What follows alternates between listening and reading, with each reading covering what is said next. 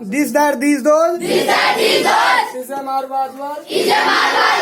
Has, have, had. Can, could, may, might.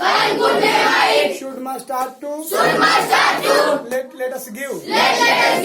This means. That means. These means. Those means. Is means. Am means. Are means. Was means. Were means. Has means. Have means. Had means. Can means. Could means. May means. Might means. Should means. Must means. ought to means. अब present indefinite present tense की पहचान शुरू करेंगे। Present की पहचान, past की पहचान, future, indefinite, continuous, perfect, perfect continuous. हो गया? सहायक क्रिया पहचान में तो हमने हिंदी का देख लिया। अब अंग्रेजी की पहचान को सहायक क्रिया इसी से पहचानते हैं। अगर सहायक क्रिया हमें नहीं आती तो अंग्रेजी के वाक्य को हम नहीं पहचान पाएंगे। तो पहचान कैसे होगी? 4 पहचान हमने कहा है, सहायक क्रिया याद कर लो, बाकी उसी से हो जाएगा। चलो, इंडेफिनिट की सहायक क्रिया, इंडेफिनिट की सहायक क्रिया, इंडेफिनिट की सहायक क्रिया, इंडेफिनिट की सहायक क्रिया। डू के अंदर क्या है? क्या है?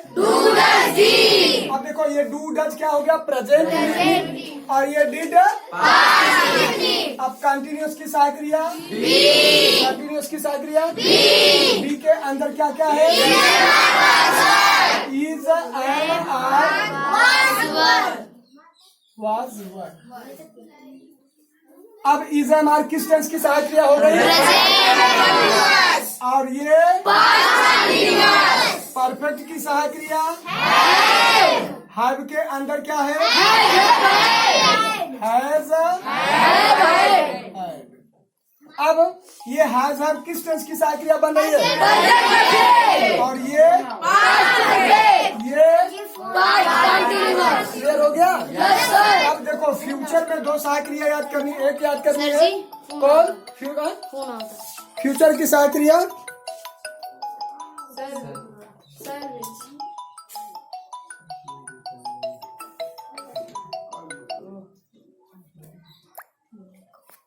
चलो ध्यान से, कोई हो तो फोन करके बता दो सभी को। चलो देखो, ध्यान से देखो। अब फ्यूचर की सहायक क्रिया बताओ। देखो, शैल और विल। तो ये हमें पता चल गया फ्यूचर की सहायक क्रिया। फ्यूचर का है या फ्यूचर इंडेफिनिट का है? फ्यूचर का है या फ्यूचर इंडेफिनिट का है? तो पूरा हो गया। अब देखो, फ्यूचर कंटिन्यूअस क्या क्या? फ्यूचर कंटिन्यूअस की फ्यूचर को रख लो, ये कंटिन्यूअस को उठा के रख लो, हो गया फ्यूचर कंटिन्यूअस ना। आगे चलते हैं। अब फ्यूचर परफेक्ट क्या? Future perfect. तो अब परफेक्ट को उठा के लाओ, रख दो। तो फ्यूचर परफेक्ट की क्या हो गया? शैल हैव, विल है। अब फ्यूचर परफेक्ट कंटिन्यूअस, देखो फ्यूचर ये हो गया और फ्यूचर ये हो गया, परफेक्ट ये हो गया ना। अब कंटिन्यूअस का क्या होगा? अब यहाँ हम थर्ड फॉर्म कर देंगे तो बीन। तो shall have been, will have been. ये सबको पता चल गया। तो यहाँ तक हो गया। चालू हो गया। चलो अब चलते हैं प्रेजेंट इंडेफिनिट क्या? Present indefinite tense. चलो आप ध्यान से देखो, प्रेजेंट इंडेफिनिट टेंस की सहायक क्रिया क्या है पता है? Yes sir. तो सबसे पहले ध्यान से देखो, इसमें हमें क्या करना है? पहचान। सबसे पहला काम टेंस में क्या करोगे? पहचान। अब पहचान करोगे, फिर सहायक क्रिया, फिर क्या करोगे? सहायक क्रिया, इसके बाद नियम। ये हमेशा याद रख लेना, ठीक है? पहचान, सहायक क्रिया और नियम। तो चलो अब यहां से लिखते हैं पहचान। ठीक है, तो पहचान ध्यान से देखो। अब क्या करेंगे, जिस बोलो मत, ध्यान से सुनो, वाक्य के क्रिया के अंत में ता है, कॉमा, ती है, ते है, आदि शब्द आते हैं,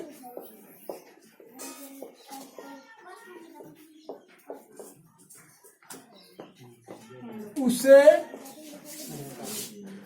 प्रेजेंट इंडेफिनिट टेंस कहते हैं। चलो अब हम इसको याद करने का ट्रिक बताते हैं, और कैसे याद करोगे थोड़ा सा ध्यान दो। इसमें आप बोलोगे सब लोग, ठीक है ना? तो ध्यान से देखो, जिस वाक्य क्रिया के अंत में, जिस वाक्य क्रिया के अंत में, जिस वाक्य क्रिया के अंत में, जिस वाक्य क्रिया के अंत में, जिस वाक्य क्रिया के अंत में, जिस वाक्य क्रिया के अंत में, जिस वाक्य क्रिया के अंत में, जिस वाक्य क्रिया के अंत में, जिस वाक्य क्रिया के अंत में, जिस वाक्य क्रिया के अंत में एक कड़ी, देखो यहाँ तक है, ता है, ती है, ते हैं, ता है, ती है, ते हैं, आदि शब्द आते हैं, आदि शब्द आते हैं, उसे प्रेजेंट इंडेफिनिट टेंस कहते हैं, उसे प्रेजेंट इंडेफिनिट टेंस कहते हैं। इसमें कड़ी देखो कितनी कड़ी है, 1 2 3 4। अब ये 4 कड़ी को बोलेंगे। देखो ये किसमें है आपको पता है ना, इसमें है, छोटा जो होगा उसमें हो जाएगा। चलो देखो, जिस वाक्य क्रिया के अंत में, जिस वाक्य क्रिया के अंत में ता है, ती है, ते हैं, ता है, ती है, ते हैं, आदि शब्द आते हैं, आदि शब्द आते हैं, उसे प्रेजेंट इंडेफिनिट टेंस कहते हैं, प्रेजेंट इंडेफिनिट टेंस कहते हैं। सबको याद हो गया? Yes sir. फिर से बोलो, जिस वाक्य क्रिया के अंत में, जिस वाक्य क्रिया के अंत में, देखो 4 कड़ी बना लो, जिस वाक्य क्रिया के अंत में, जिस वाक्य क्रिया के अंत में ता है, ती है, ते हैं, ता है, ती है, ते हैं, आदि शब्द आते हैं, आदि शब्द आते हैं, उसे प्रेजेंट इंडेफिनिट टेंस कहते हैं, उसे प्रेजेंट इंडेफिनिट टेंस कहते हैं। जिस वाक्य क्रिया के अंत में, जिस वाक्य क्रिया के अंत में ता है, ती है, ते हैं, ता है, ती है, ते हैं, आदि शब्द आते हैं, आदि शब्द आते हैं, उसे प्रेजेंट इंडेफिनिट टेंस कहते हैं, उसे प्रेजेंट इंडेफिनिट टेंस कहते हैं। सब लोग एक साथ बोलोगे, बोल के सुनाओ। जिस वाक्य क्रिया के अंत में ता है, ती है, ते हैं, आदि शब्द आते हैं, उसे प्रेजेंट इंडेफिनिट टेंस कहते हैं। गुड, बहुत बढ़िया, बहुत बढ़िया। अब आगे चलते हैं। पहचान तो हो गया है, अब पहचान हो गया है, अब हम यहाँ देखेंगे सहायक क्रिया। तो बोलो, प्रेजेंट इंडेफिनिट टेंस की सहायक क्रिया, प्रेजेंट इंडेफिनिट टेंस की सहायक क्रिया डू एवं डज है, डू एवं डज है। प्रेजेंट इंडेफिनिट टेंस की सहायक क्रिया डू एवं डज है। प्रेजेंट इंडेफिनिट टेंस की सहायक क्रिया, सहायक क्रिया क्या है? डू एवं डज। देखो यहाँ पे कर लेंगे डू एवं डज, ठीक है। अब ये भी समझ में आ गया। अब चलते हैं नियम। किसका नंबर आया? नियम। किसका नंबर आया? नियम। किसका नंबर आया? नियम। देखो, प्रेजेंट इंडेफिनिट टेंस की सहायक क्रिया डू एवं डज है। समझ में आ गया? Yes sir. देखो ये क्या करेंगे, नियम। तो प्रेजेंट इंडेफिनिट टेंस की सहायक क्रिया साधारण नियम में, तो यहाँ हम किसका नियम पढ़ेंगे? नियम में भी साधारण नियम। क्या पढ़ेंगे? साधारण नियम। साधारण नियम। तो साधारण नियम में कितना है? 2। तो पहला देखते हैं हम, पहला देखेंगे। कौन सा देखेंगे? पहला। ध्यान से देखो, बोलो, ही, शी, ईट, तथा एक वचन की कर्ताओं के साथ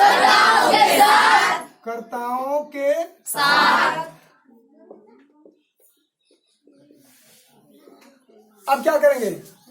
क्रिया में एस या ई एस जोड़ देते हैं।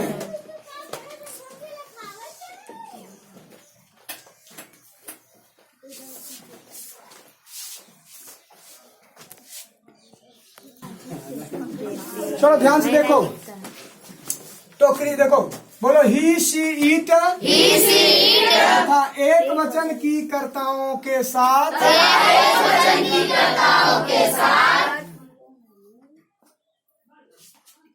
क्रिया में एस या ई एस जोड़ देते हैं। देखो यहाँ पे भी 4 कड़ी मिला आपको। कितना कड़ी? 4। देखो, बोलो ही शी इट तथा एक वचन की कर्ताओं के साथ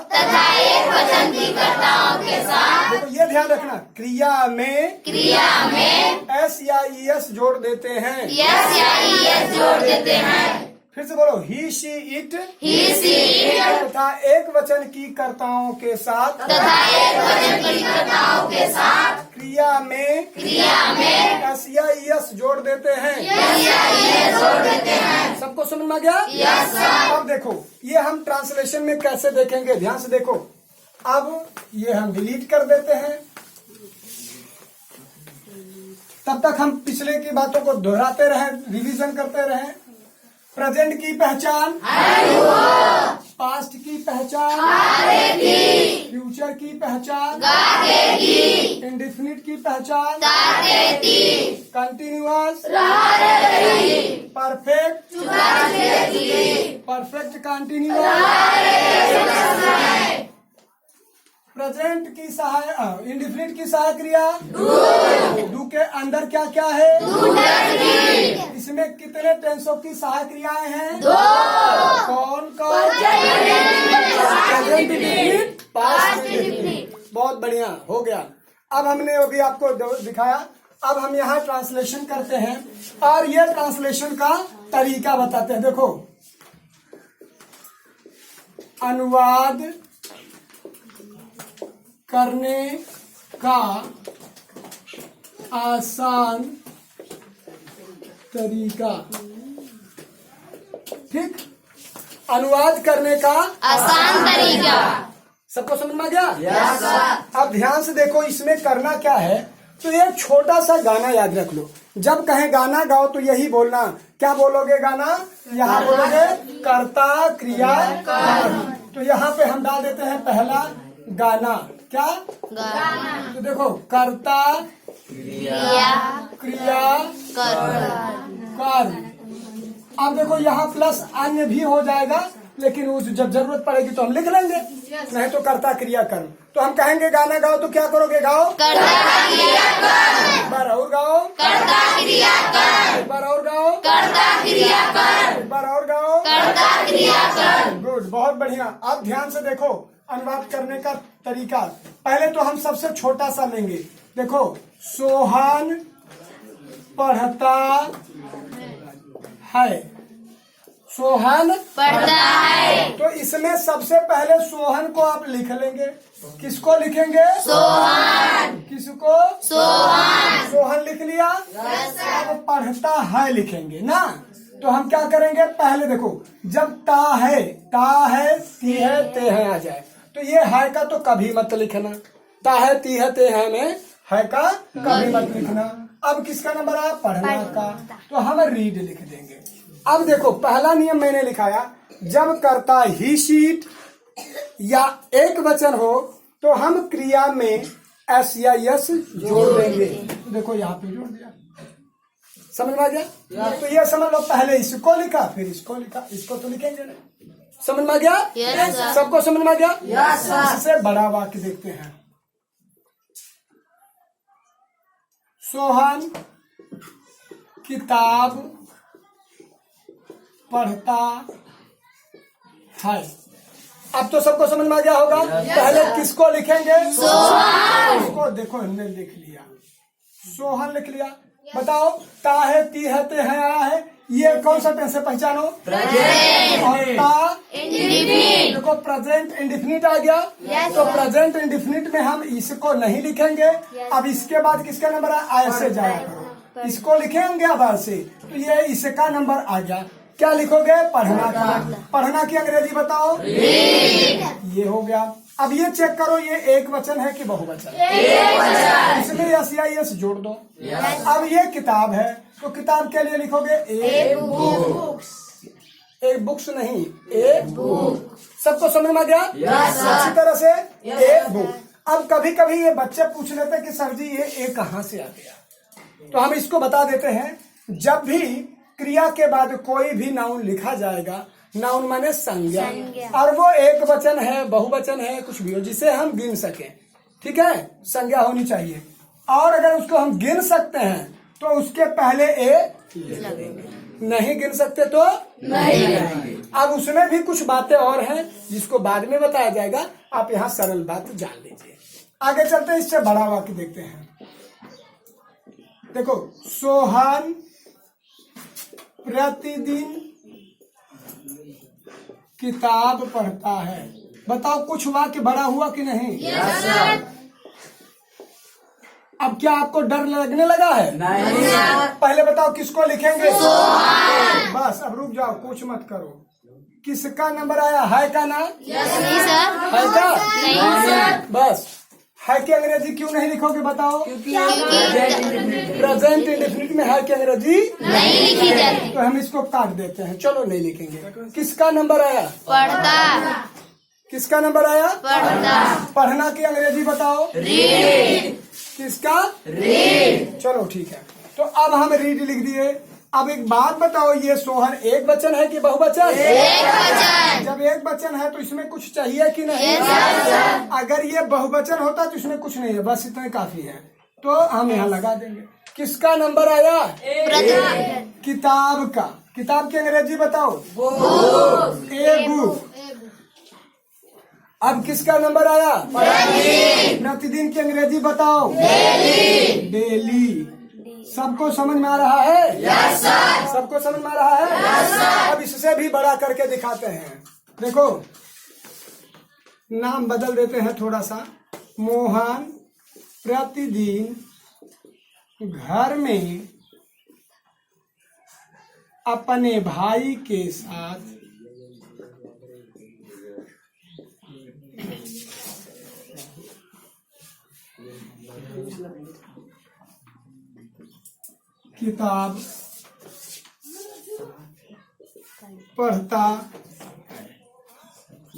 मोहन प्रतिदिन घर में अपने भाई के साथ किताब पढ़ता है।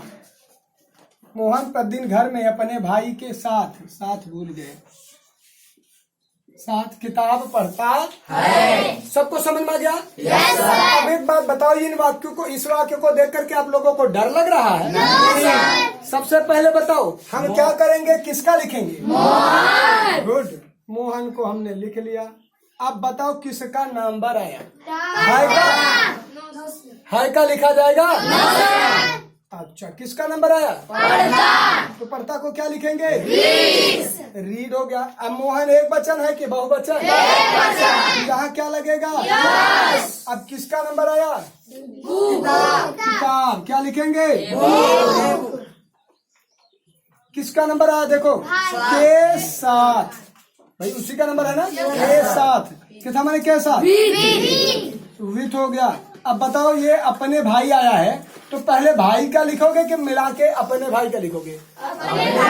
सबको पता है, सबको पता है कि अपने भाई को लिखोगे ना, तो अपने भाई की अंग्रेजी क्या होगा?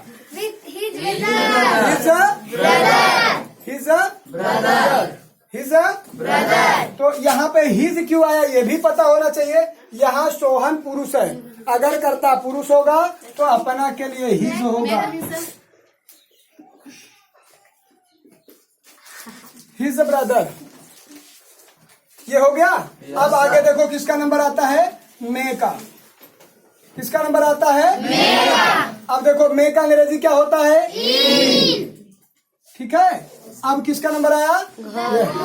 इन द हो गया पूरा मिला के। अब बताओ क्या बचा है? प्रतिदिन। प्रतिदिन की अंग्रेजी डेली।